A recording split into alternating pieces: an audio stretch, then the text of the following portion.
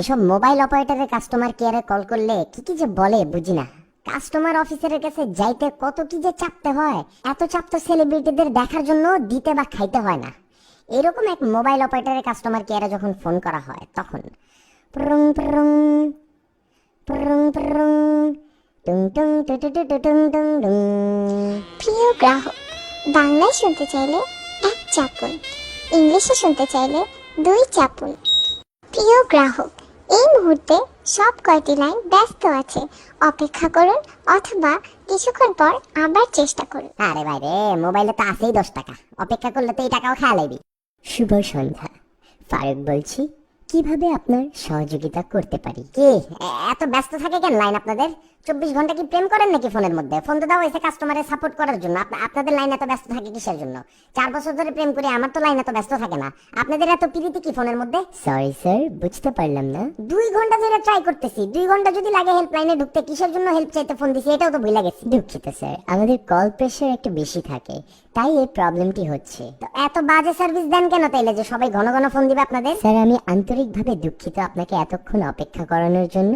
আপনার প্রবলেমটা কি জানতে পারি? এই যে আমি 3G সার্ভিস অন করছি কিন্তু স্পিড তো পাই না আহামরি। আমার বান্ধবী সকাল 10টার দিকে আপনার ছবি আপলোড করে, তো এটা তো প্রথম লাইক আমার আসা উচিত, তাই না, ছবিটার মধ্যে? কিন্তু এটাতে লাইক আসা আরো 30টা ছেলের।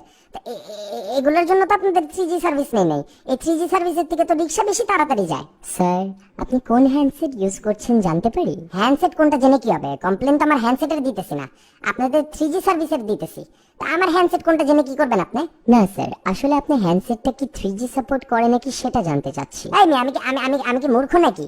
3G সাপোর্ট না করলে 3G অনই বা করবো কেন? আর আপনারা ফোনই বা দিব কেন? পাকাইতে চাইলে তো গার্লফ্রেন্ডে ফোন দিতাম। এখন তো দেখি আপনি আমার গার্লফ্রেন্ডের থেকেও বেশি কথা বলেন। আচ্ছা স্যার, আপনার লোকেশনটা কোথায়? বেলি রোড। একটু অপেক্ষা করেন স্যার, আমি চেক করছি। ধন্যবাদ স্যার অপেক্ষা করার জন্য এবং আমাদের সঙ্গে থাকার জন্য। বেলি রোড এরিয়াতে স্যার আমাদের টাওয়ারের একটু কাজ চলছে, তাই আপনাকে একটু প্রবলেম ফেস করতে হচ্ছে। এটার জন্য আন্তরিকভাবে দুঃখিত। আশা করছি কালকের মধ্যে আপনার এই সমস্যাটা ঠিক হয়ে যাবে। তাই না? আর কি কোনোভাবে সহযোগিতা করতে পারি আপনার? আমি দেখতে পাচ্ছি স্যার আপনার কোনো এফএনএফ অ্যাড করা নেই। আপনি কি এই সার্ভিসটা গ্রহণ করতে চাচ্ছেন? এফএনএফ নাই দেখতে পারতেছেন, আর ব্যালেন্সও তো নাই, এটা চোখে পড়ে না? না, যেটা দরকার সেটা তো দিবেন না, আর যেটা দরকার নেই ওইটার কথা বলে শুধু শুধু আমার সময় টাকা নষ্ট করতেছেন।